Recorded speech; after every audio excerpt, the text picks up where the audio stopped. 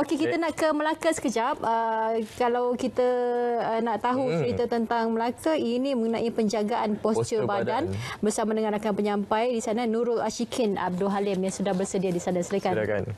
Baik, terima kasih rakan setugas di studio Selamat Pagi Malaysia. Assalamualaikum dan selamat pagi. Berlintas langsung bersama saya Nurul Ashikin Abdul Halim dari Melaka, Bandaraya Bersejarah. Jadi hari ini kami ingin kongsikan berkenaan postur badan yang betul dalam melakukan aktiviti harian yang pastinya ramai yang memandang ringan mengenai perkara ini. Jadi untuk berkongsi perkara ini, kita bersama dengan Ketua Jabatan Rehabilitasi dari Mahkota Medical Center, Encik Muhammad Syahril Senan. Baik, terima kasih Cik Syahril sudi bersiaran bersama kami. Baik Cik Syahril, boleh kongsikan contoh postur badan yang tidak ekonomik dalam aktiviti harian? Silakan. Okey, terima kasih. Secara makluman untuk semua, postur badan merupakan salah satu sistem tubuh badan untuk memberikan satu keadaan fizikal yang nampak baik. Tetapi jika kita tidak menjaga postur dengan keadaan yang betul, ia akan mendatangkan kesan-kesan sampingan.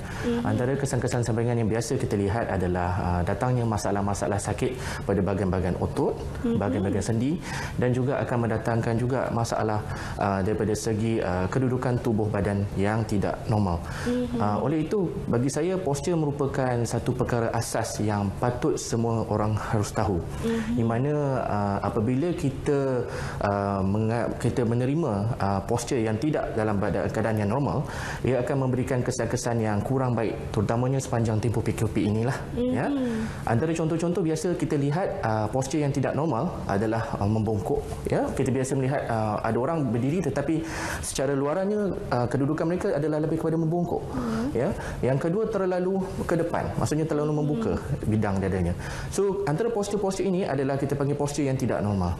Ya, dan hasilnya akan berlaku tekanan daripada sekitar anggota bahagian leher dan juga sekitar bahagian belakang, tepi, dan juga akan turun kepada bahagian kaki.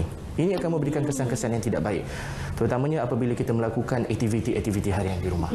Jadi apa yang harus dilakukan untuk mendapatkan postur badan yang betul itu? Pertama, perkara asas yang perlu anda semua tahu adalah postur badan ini dia datang dalam bentuk keprihatinan diri anda sendiri. Sebagai contoh, apabila anda berdiri, pastikan kedudukan anda masa berdiri adalah dalam keadaan neutral. Keadaan neutral di mana garis pada laluan telinga, bahu, sendi pinggang sehingga ke lutut ada dalam keadaan selari. Ya, waktu ini anda perlu alert ataupun perlu sedar dengan keadaan diri anda sendiri.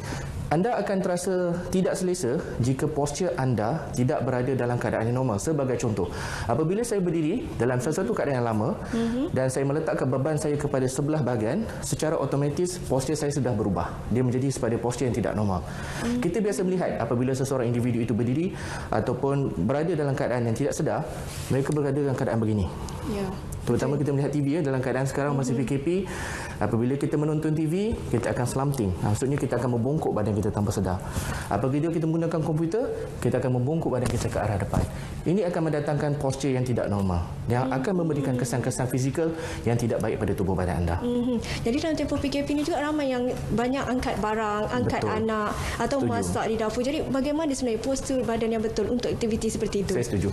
Jika kita melakukan sesuatu aktiviti, terutama melakukan aktiviti di rumah, ya, apa yang perlu kita pastikan ketika mengangkat sesuatu beban, pastikan barang beban yang untuk kita angkat itu adalah berada di kemampuan kita. Di tubuh badan kita terbahagi pada 3 zon. Zon bahagian atas, zon bahagian tengah dan zon bahagian bawah. Selalunya dalam proses mengangkat sesuatu beban atau sesuatu barang, kita akan menggunakan zon bahagian tengah. Zon bahagian tengah ini kita panggil power zone ataupun dipanggil zon kekuatan. Kalau cik sendiri boleh lihat, apabila kita mengangkat bayi dan berdukung bayi yang kita dukung itu harus didekatkan pada bahagian dada atau dirapatkan pada tubuh badan kita. Kerana ini secara semula jadi, kita menggunakan kekuatan zon tengah ini untuk menahan beban daripada berat pada bayi itu sendiri. Sama juga ketika kita mengangkat kotak atau kita mengangkat beban-beban yang berat. Segala-galanya perlu berada berdekatan kepada zon kekuatan ini. Elakkan mengangkat beban berada di bahagian bawah dengan cara membongkok. Mengangkat dari ke atas, ya. Sebab itu kalau kita mengangkat sesuatu beban, saya akan tunjukkan sedikit demonya. Bila kita mengangkat sesuatu beban, kita harus pastikan beban itu berada di depan kita dan dibengkokkan lutut. Dan beban itu dirapatkan daripada bahagian badan dan diangkat. Berbanding dengan secara biasa kita lakukan adalah mengangkat dengan cara begini. Cara ini boleh, tetapi jika anda terbatuk, anda terbersin, itu akan menyebabkan kesakitan pada bahagian belakang dan juga berkemungkinan akan mendatangkan kecederaan. Baik, Syarif, masa agak mencemburi kita. Jadi, nasihat kepada orang ramai di luar sana untuk mengekalkan postur badan yang betul, terutama dalam mengangkat barang dan aktiviti harian yang lain. Okey, untuk kita sebagai masyarakat kita, postur merupakan satu keadaan di mana kita harus jaga diri sendiri. Dengan penjagaan postur yang baik, ia akan memberikan kesan yang lebih baik pada tubuh badan kita. Antara salah satunya, dia mampu mengelakkan kita mendapat masalah-masalah muskuloskeletal. Pastikan setiap pergerakan kita, setiap apa juga aktiviti yang kita lakukan harus dilakukan secara natural. Okay?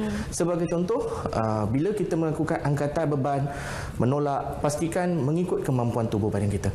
Postur yang baik adalah bermakna kita melihat keadaan tubuh dengan keadaan neutral tanpa bebanan yang beralih arah.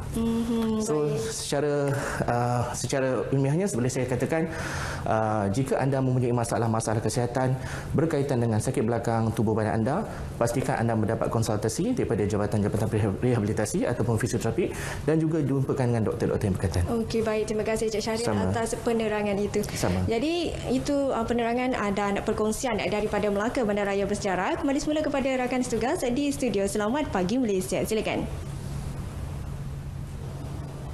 Terima kasih rakan pelapor kita di negeri Melaka.